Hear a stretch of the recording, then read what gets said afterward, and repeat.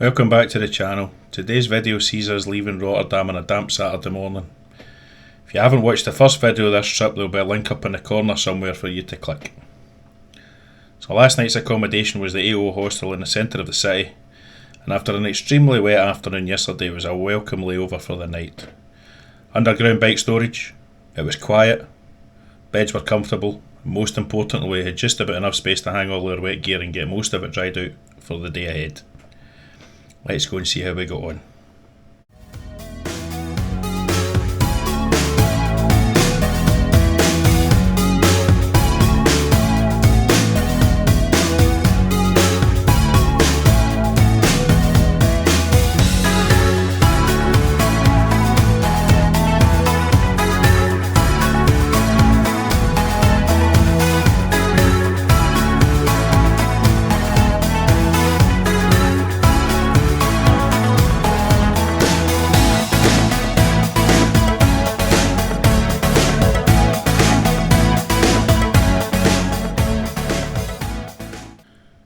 Heading out of Rotterdam, you'll see that Davey got the chance to practice his balancing skills. Gus, on the other hand, he didn't, and he ended up crashing a short time later. We're not entirely sure what caused it, but he did slide headfirst across the wet pavement into the grass, narrowly avoiding the street light. Luckily the broken bits on the bike were all repairable, but unfortunately he ended up with a nasty graze at the top of his leg and a waterproof jacket that was a bit unusable for the rest of the day. I'm not going to get into details, but it wasn't very pleasant, and I had to go in a Ziploc bag on his pannier rack to keep everything else clean.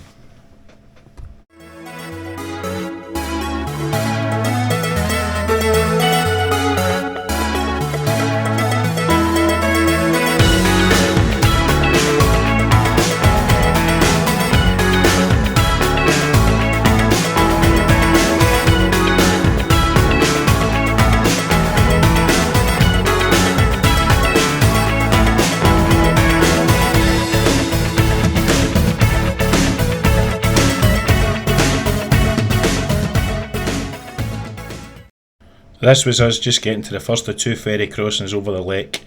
This one took us from Krimpen Anderlecht to the village of Kinderdijk. We'd planned the route out to take us through the 18th century UNESCO heritage site at Kinderdijk itself, where there's a group of 19 windmills that were used to manage the water levels and stop flooding in between the two rivers. The windmills are no longer in use for their original purpose, but are now national monuments and part of a protected village. The water levels are now looked after by two electric pumping stations.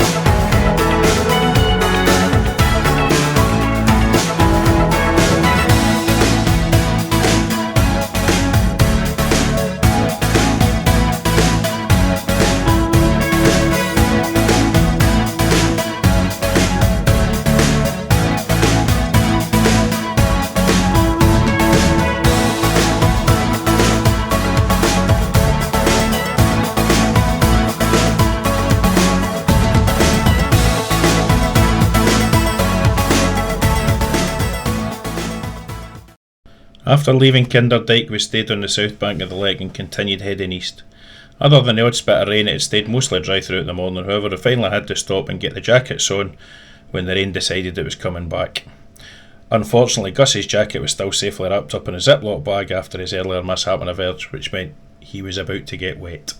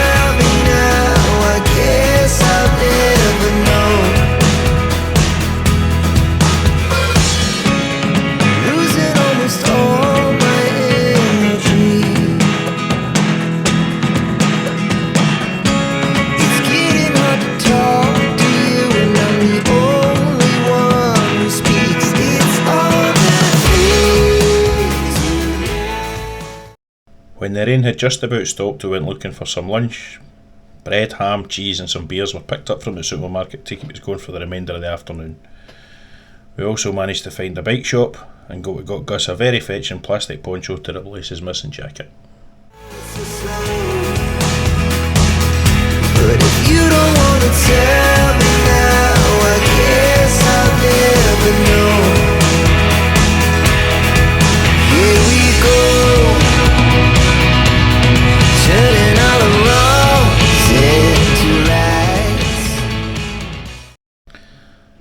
After lunch we jumped onto the second ferry of the day to cross back down the north side of the lake, taking us further east towards Utrecht and our final destination in Soest.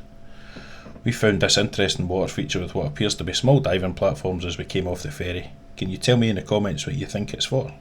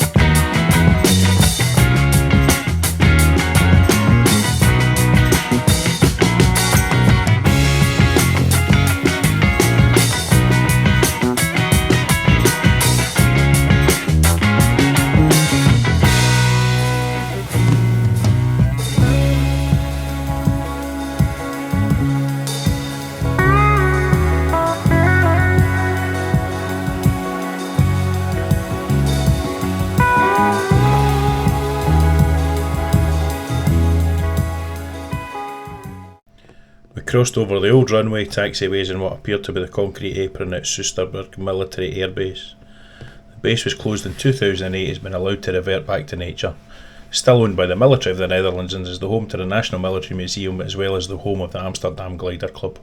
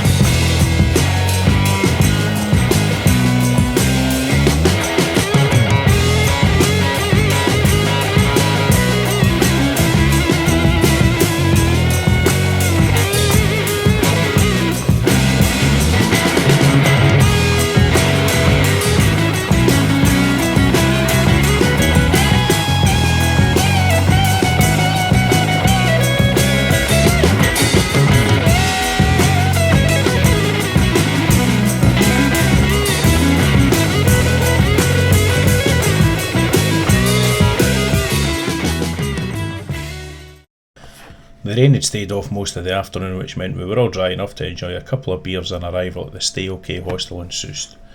Gus got his jacket washed. I managed to crack my Garmin screen before we got tidied up, changed, and wandered into town to enjoy a Greek dinner, washed down with some ouzo, and of course, a few more beers.